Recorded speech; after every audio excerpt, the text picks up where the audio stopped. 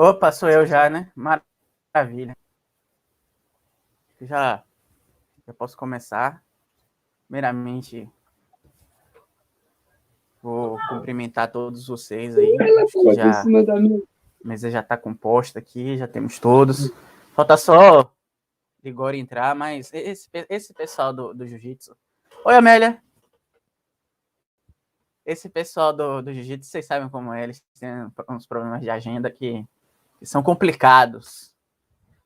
Falo porque sou, né? Falo porque sou. Mas então eu acho que dá para eu começar. Vou fazer só aquelas coisas tradicionais das burocracias de agradecimentos, né? Agradecer mais ao grande JC. JC é João Carlos Salles para os íntimos, né? Nosso grande reitor da Universidade Federal da Bahia. Agradecer a presença de todos vocês que estão aqui na mesa. Porque, do ponto de vista prático, sem vocês não tem mesa, né? Então tem que agradecer. Mas é só por burocracia estar aqui também. Eu sei disso, que foi eu que convidei. Qualquer convite é um convite interessante. E a gente vai. Caso vocês. Eu acho que o importante hoje é a gente entender que essa mesa aqui é não só para mostrar um pouco que também é feito pesquisa dentro do curso de Direito, mas mostrar um pouco no que é inserida essa ideia de pesquisa.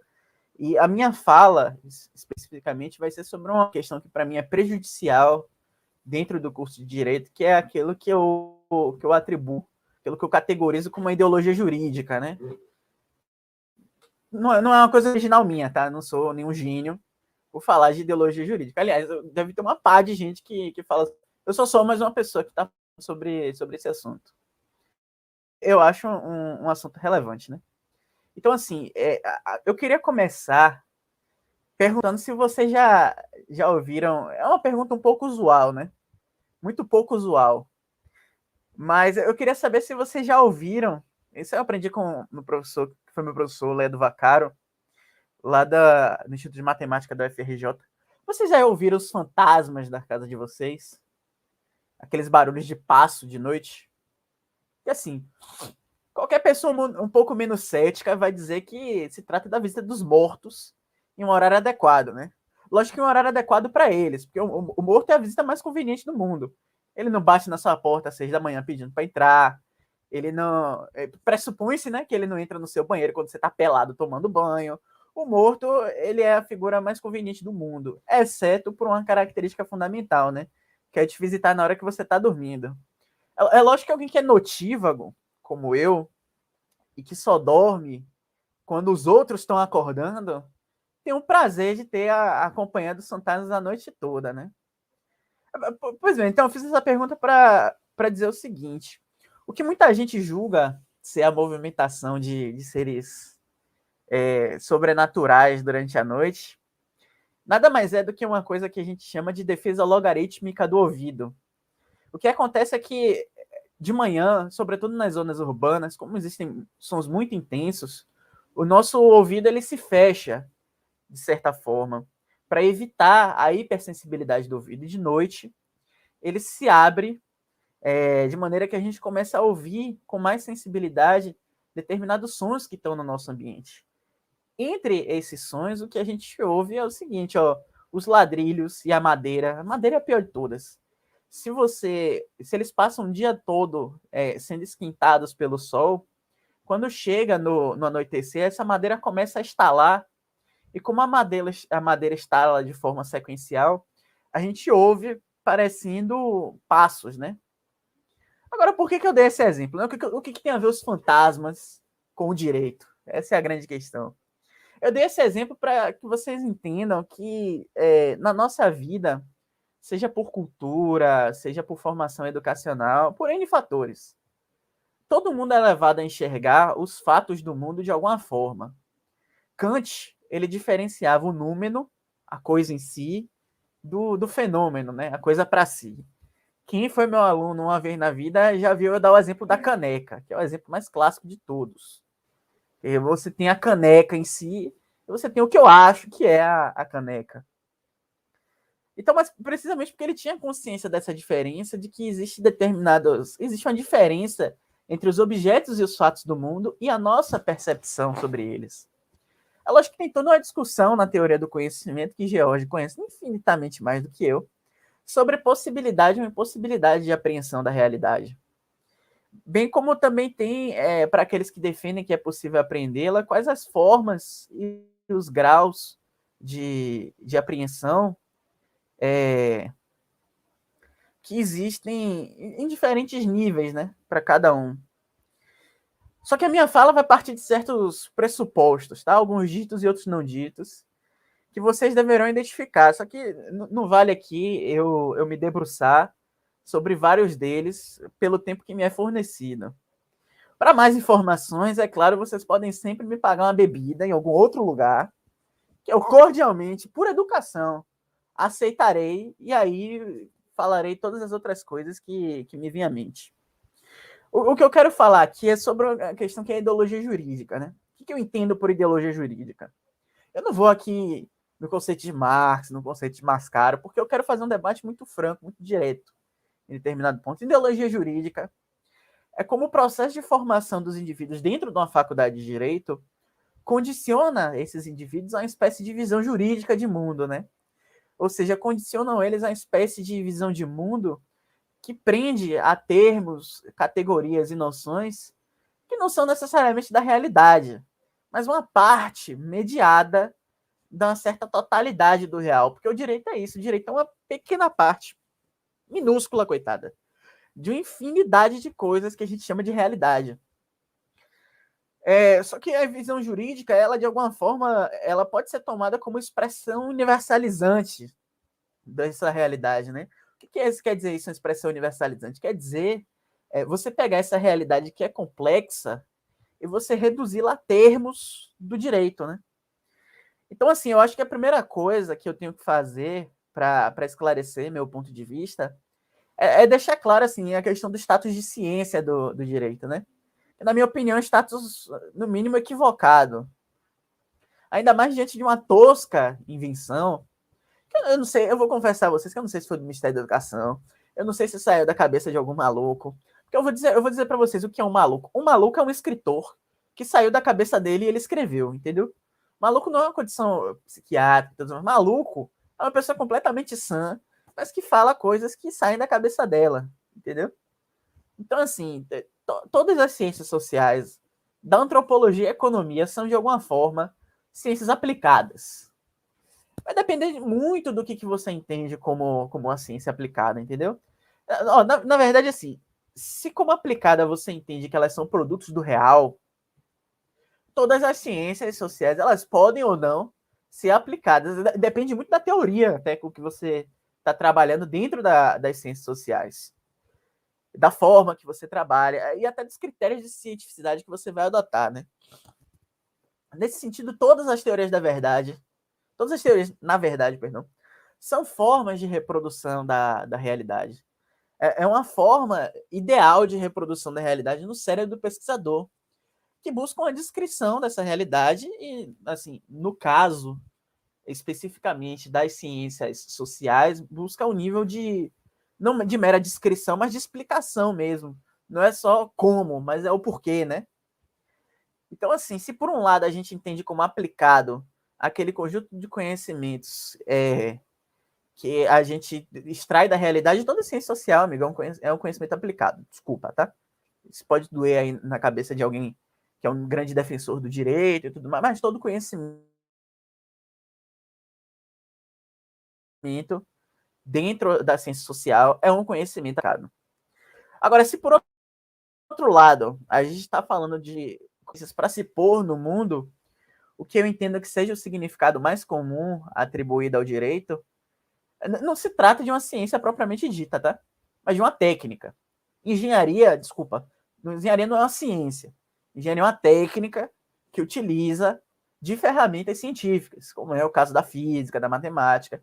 O mesmo serve para biologia, para medicina. Medicina não é uma ciência. Não existe essa coisa de ciência médica, não, esquece isso daí, entendeu? O que existe, de fato, é uma observação concreta do funcionamento do corpo humano que é condicionada a outras ciências.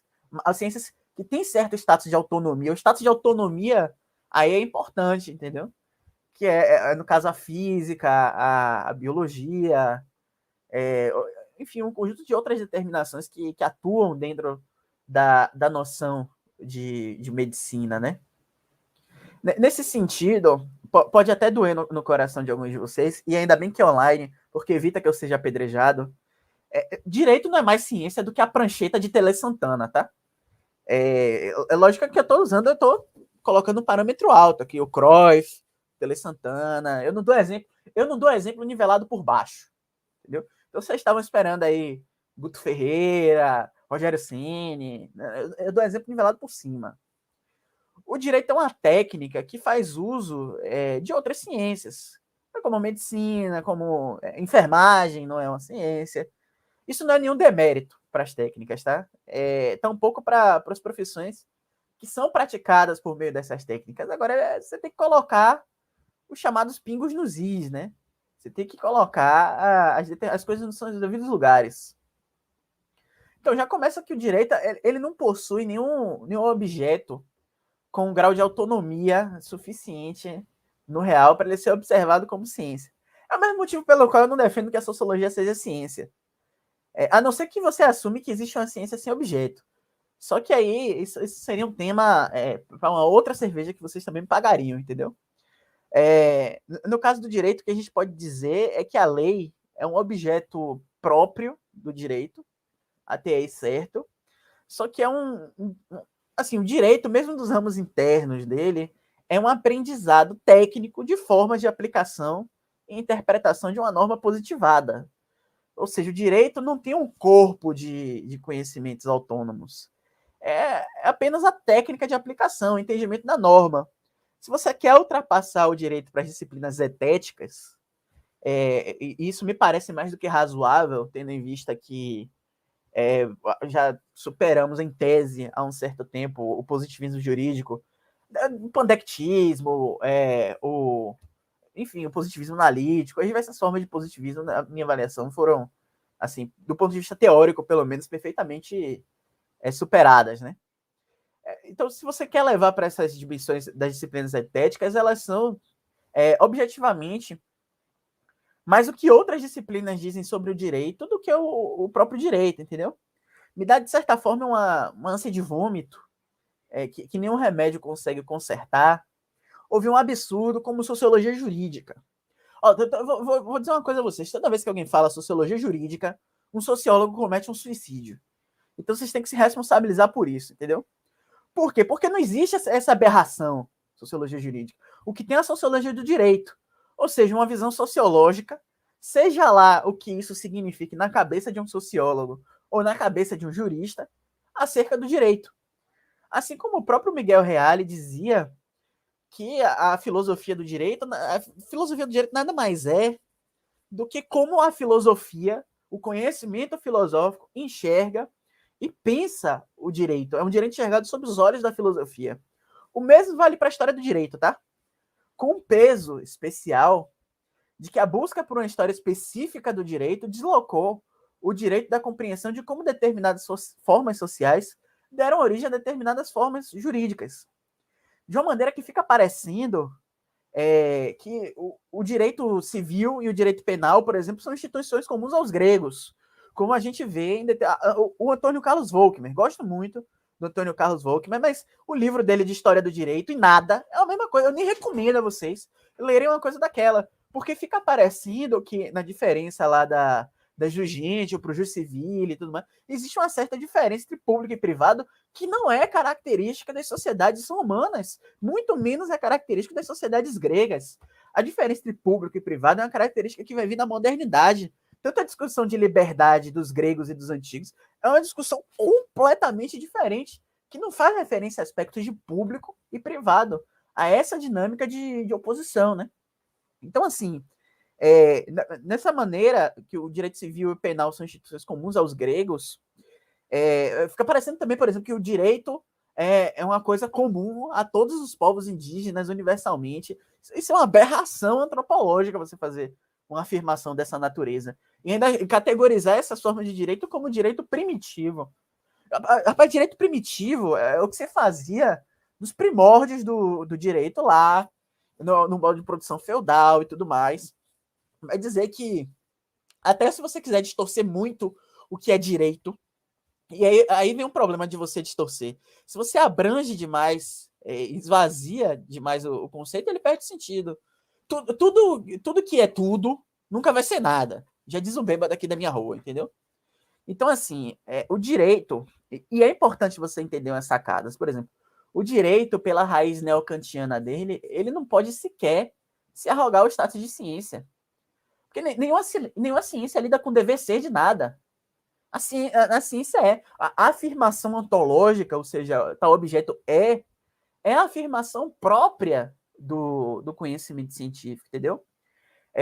De tal maneira que a ciência pode até ser objeto da teologia, o direito pode ser um objeto da teologia e tudo mais. Quer dizer, a ciência é objeto da teologia, não, né? Mas a afirmação do dever ser pode ser um objeto da teologia, e de fato o direito é até uma teologia para quem acredita, né? Mas nunca vai ser ciência, nunca vai ser ciência. Esquece essa ideia do direito como ciência. A ciência, ela lida com a descrição, e no caso da ciência social, lida com a explicação de mundo, que não cabe à deontologia, ao dever ser, entendeu? A ciência, por natureza, tem afirmação ontológica. Não dá para... lógico que na atividade de pesquisa, por exemplo, a gente tem dimensões do que é bom e ruim que fazem referência à dimensão do que é e do que deveria ser, né? Que estão presentes nas conclusões, o que não muda absolutamente nada a qualidade e o status da pesquisa. Desde que estejam claros os parâmetros. Aliás, é até importante dizer isso aqui. Essa relação entre ciência social e verdade. Muitos autores vão afirmar que é impossível que as ciências sociais trabalhem com categoria de verdade e realidade, porque são todas elas categorias relativas, né? Inclusive, é uma pergunta muito boa você fazer para algum cientista social que faz essa afirmação é a seguinte: já que verdade e realidade são todas elas relativas, e não existe verdade, que essa é a afirmação cabal, né? Não existe verdade nas ciências sociais. Toda vez que você perguntar, que você ouvir isso de um cientista social, você tem que responder por uma obrigação lógica, entendeu? Você tem que responder para ele assim: essa afirmação é verdade? Porque assim, se eu posso afirmar que não existe verdade nas ciências sociais, então, meu amigo, infelizmente, a afirmação de que não existe verdade não é verdade. Porque eu não posso afirmar que existe verdade, entendeu? Então você cai no tautologismo aí. Você cai numa contradição lógica. Porque se não existe verdade nas ciências sociais, e ao mesmo tempo a verdade, eu assumo como verdade que a verdade não existe, então a verdade existe. Porque eu não posso afirmar que ela não existe. Porque não tem verdade. Então é uma questão de contradição lógica. É meio louco? Mas louco não é a decorrência lógica. Louco é a afirmação de que não existe verdade, entendeu? O fato é que muitas vezes a gente trabalha com uma coisa, e é um conceito que eu aprendi, que são as inferências indutivas válidas, né? Então a gente faz inferências de indução, a gente pega uma coisa que a gente conhece para olhar uma coisa que a gente não conhece e estabelece determinados critérios de validade para isso, muitas vezes fundados em relações lógicas, em relações de causalidade e baseado em critérios de cientificidade. Só que isso não é objeto apenas das ciências sociais, tá? Por exemplo, na física você tem o chamado princípio de Heisenberg. Eu vou explicar com o mesmo exemplo que o Jorge Sá Martins, que é professor de física da Federal Fluminense. Ó, eu tenho um feixe de elétrons que é dirigido na direção de determinadas fendas, tá? Eu tenho um antiparo, ou um anteparo, se você quer uma pronúncia mais bonita, né? No qual eu vou observar a chegada desses elétrons. E aí eu posso constatar o seguinte: quando esses elétrons chegam no local, eu consigo... eu ouço um clique, né? Ele chega como se fosse uma partícula. Ao mesmo tempo, tem lugares que ele nunca vai chegar, ou ele vai chegar com maior ou menor probabilidade. Isso vai configurar o que a gente chama de interferência, né? Fator de interferência. O que a gente observa? Que a figura de interferência nos permite afirmar até determinado ponto que a interpretação ondulatória do elétron tem uma conexão com a realidade física. O fóton, curiosamente, ele se propaga como se fosse uma onda, mas ele interage com a matéria como se fosse partícula. Ou seja, dito assim, de uma forma muito simplificada, né? Só que se a gente quiser fazer essa mesma afirmação do fóton para o elétron, A gente cai no problema da interferência. Por quê? Porque aqui está a afirmação fundamental desse exemplo que eu estou colocando, para vocês entenderem por que eu estou metendo a questão da física no meio, né? Mas é porque é uma questão importante aqui comparar as ciências físicas das ciências sociais, né? Se a gente quiser fazer essa mesma formação, a gente tem um problema de interferência. Por quê? Porque a afirmação fundamental do exemplo, se a gente colocar algum aparelho para medir a observação do movimento do elétron, por meio da colocação desse aparelho, a gente já vai estar alterando a localização. Então, qualquer aparelho vai alterar, ou vai mudar, ou no máximo, na real, vai desaparecer a figura de interferência, desaparecendo com ela também o formato ondulatório do elétron, né? Então, o que vai dizer o princípio da incerteza de Heisenberg? Ó, existe uma esfera de incerteza causada pelo erro experimental. O pesquisador não pode definir a localização de um elétron ao mesmo tempo que pode definir a sua velocidade. Por quê? Porque a forma de observar altera as propriedades do objeto. Como é que a física responde a essa incerteza? Na esfera probabilística. Então, assim, a afirmação é feita dentro da esfera de probabilidade. Ninguém, por isso, defende que a física é mais ou menos científica por conta dessa afirmação na esfera da probabilidade. Ninguém defende que a física perdeu seu status de ciência por isso. Da mesma forma, para usar um outro paralelo, né? Na matemática não tem medida exata. Toda medida tem erro. Se não teve erro, não tem medida, para usar a frase do Ledo Vaccaro, né? Que eu citei lá anteriormente. Toda medida, por essência, tem um processo de estimar. Não sou eu, tá? É o Ledo. Vocês vão se ver lá com ele, que ele é matemático e tudo mais. Não sou eu, é o Ledo. Aliás, não é nem o Ledo, né? É a matemática que já tem isso como certo consenso. Isso por quê? Porque todo instrumento de medida e toda forma de medida é impreciso. Eu posso afirmar com algum grau de certeza grandezas maiores. Por exemplo, quantos metros eu tenho em relação ao meu objeto, que sou eu. Mas os centímetros eu não posso ter essa certeza absoluta. Vai medir minha altura. Conta o meu cabelo ou não conta? Entendeu? Então, quantos quilômetros dá daqui até a casa de Letícia, por exemplo? Que é longe pra cacete. Não sei. Em quilômetros eu posso até saber, mas em metros exatos eu não vou saber. Eu não vou ter essa precisão, entendeu? A luz, no mensurando, altera a linha de escala. O olho não está na vertical, altera o ponto em que se mede. A precisão na fabricação da régua. Ninguém deixa de medir e nem acredita que a matemática proveniente de cálculo de medição é mais ou menos científica por isso. Como é que a gente resolve isso? Com estimativa. O que isso quer dizer? Quer dizer que a esfera de incerteza na relação de causalidade entre o fenômeno A e B, que existe nas ciências sociais, não é um grau de incerteza diferente do grau de incerteza que existe nas ciências naturais, ciências físicas, use o termo que você quiser. Porque o olhar de pesquisador afeta, é claro, de diferentes formas, todos os objetos, absolutamente todos os objetos. Só que segundo esse grau de incerteza em decorrência da observação do pesquisador, ele não confere grau às ciências físicas de incerteza, ou graus de ciência ou menos ciência, entende? Mais ou menos duvidosa. Como não se pode afirmar das ciências sociais que são mais ou menos científicas pelos graus de incerteza ou certeza que as pesquisas oferecem. Então, assim, o que você pode dizer, mas existem muitas visões sobre as ciências sociais. Amigo, eu também tenho muitas visões de Rogério Ceni como técnico, mas o que o dado está dizendo, entendeu? O que os dados são capazes de afirmar? Tem muita gente com visões, eu diria até de certa forma peculiares, sobre se a Terra é plana ou não. Mas o que dizem os dados, entendeu? Então, a capacidade de afirmar baseado em dados na ciência social é a mesma de qualquer outra ciência. Isso não quer dizer a onipotência absoluta dos dados, tá? Não me confundam aqui. Porque se a gente for espremer bem, ou se a gente fizer como Descartes e levar até a dúvida metódica até o último nível, não tem nenhum grau de certeza sobre nenhum dado, tá?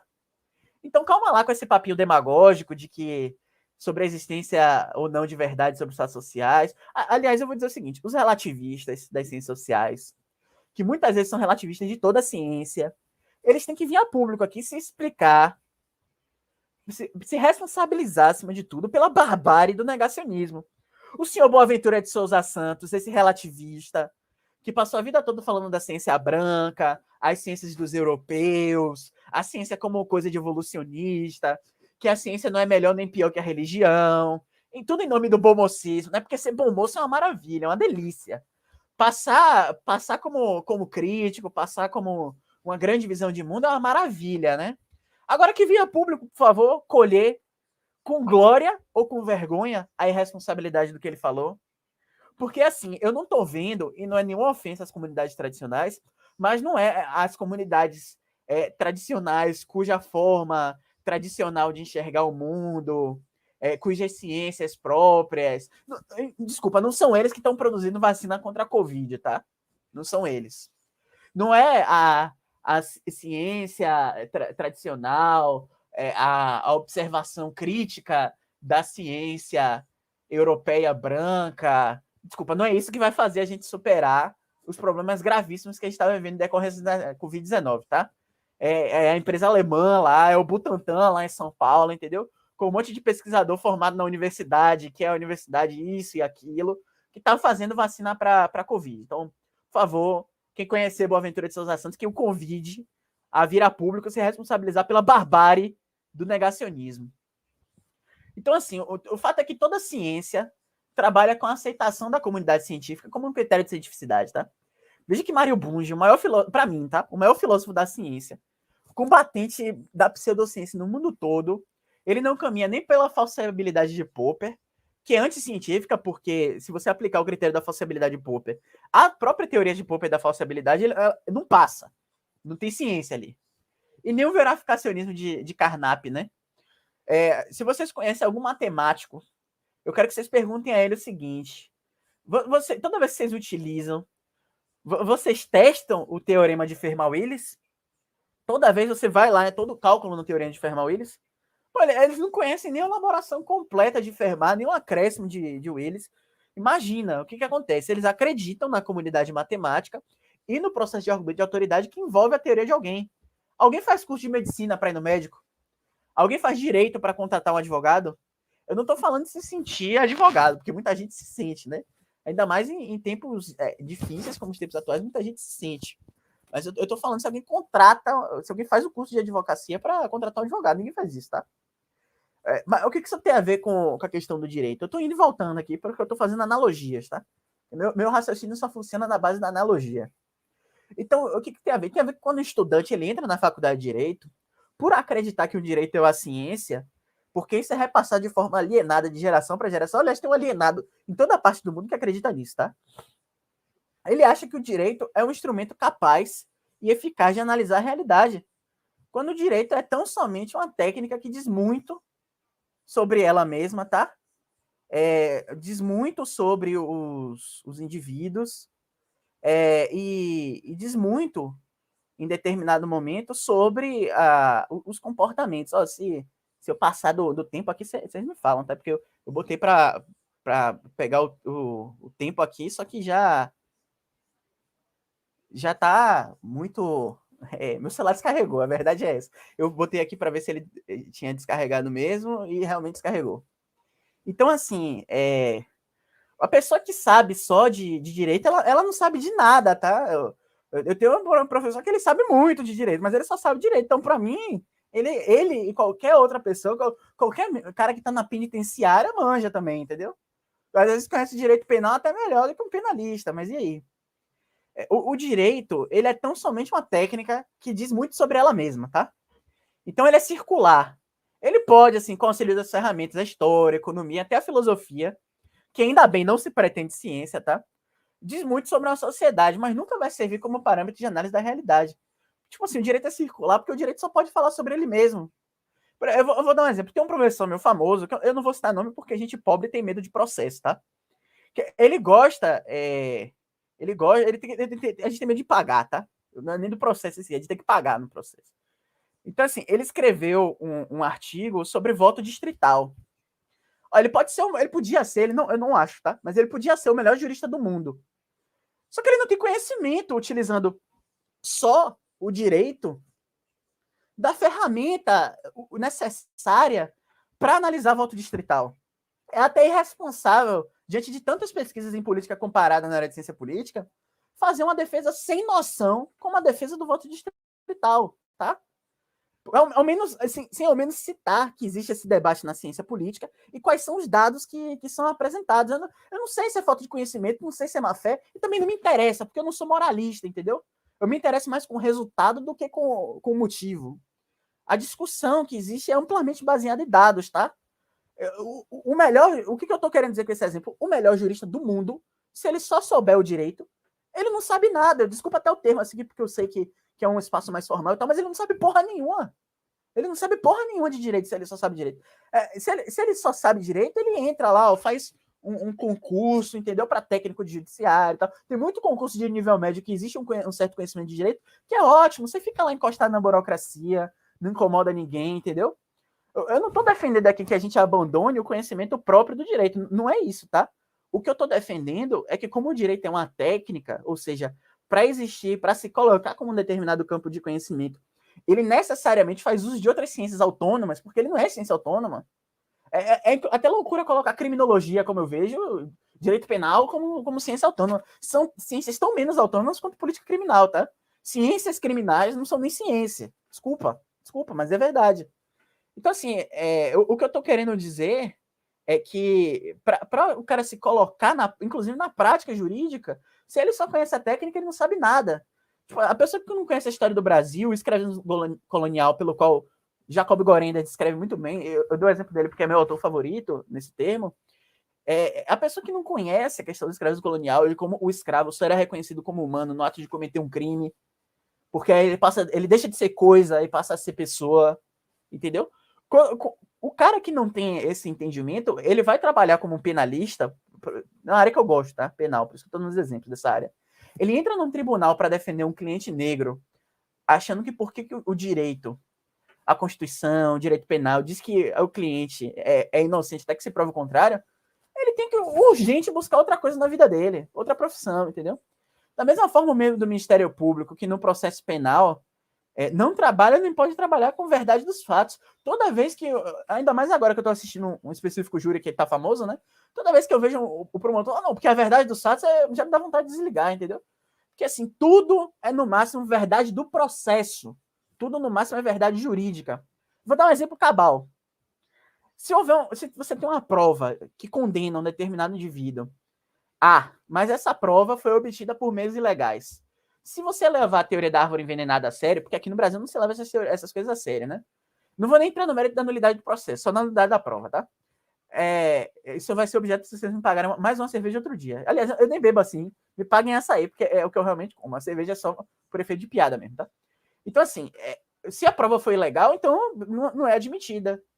Entendeu? Se essa era a única prova que se tinha, você tem que absolver o réu. Qual é a verdade do fato? Pô, você tinha uma câmera lá, por exemplo, mostrando que o cara realmente cometeu. Só que se a prova não é admitida no processo, acabou. Então, assim, a verdade do processo e a verdade real ali. O direito não pode, perícia. Perícia é prova da realidade? Não, perícia está a serviço da documentação. Um abraço aqui para o meu professor de hermenêutica, meu querido Alexandre, que colocou muito bem essa questão na disciplina do nosso semestre. Eu queria ter até tido mais tempo para me dedicar na disciplina, mas, mestrado, graduação, na reta final agora estágio, e ainda o risco de rebaixamento do meu time, que é muito mais importante que todas as coisas anteriores, para a Série B, um time que nunca caiu, pô, aí era demais. Então, foi uma carga grande, mas vai ser compensado. Então, assim, a perícia, ou melhor dizendo, a prova pericial, está a serviço da argumentação. Precisamente porque é uma realidade do processo. E a realidade do processo é sujeita à argumentação. Faz parte da realidade jurídica que é criada. Então, assim, ela é enquadrada no caso do direito penal, tipo penal, tudo isso é enquadrado dentro do rito do direito. Aliás, o direito é o tipo ideal weberiano por excelência, é uma parte estratificada da realidade que se aproxima do real, mas que não tem a menor pretensão de se confundir com o real e nem pode ter essa pretensão. Ele faz, inclusive, utiliza de ferramentas como a lógica, e na lógica clássica lá, você pode ter até a lógica paraconsistente, tá? Veja o livro de César Antônio Sarbena sobre isso. Eu não vou. Você pode até ter uma discussão se lógica é ou não uma ciência autônoma, mas isso eu vou deixar para uma conversa com o Fred, o Mário Jerry, que tem muito mais disso que eu, e até Jeja Corrama aí, que pode me dar uma aula sobre isso. Só que o fato é que as disciplinas de história do direito, filosofia do direito, sociologia do direito, hermenêutica e argumentação jurídica, ciência política, fundamentos. Já tá no meu horário, né? Já tá no meu horário. Já passou 20 minutos. Já passou do meu horário? Foi mal. Eu vou finalizar aqui com uma frase, então, tá?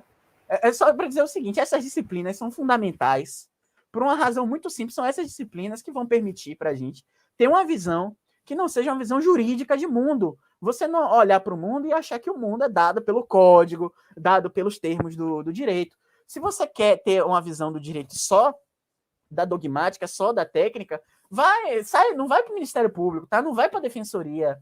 Deixa isso para quem quer. Deixa isso para quem leva direito a sério, para quem entende a importância do direito. Vai, sei lá, vai vender açaí, não tem problema nenhum. Eu gosto, eu vou comprar na tua mão, entendeu? Vai fazer um técnico para ser encostado numa burocracia, qualquer coisa.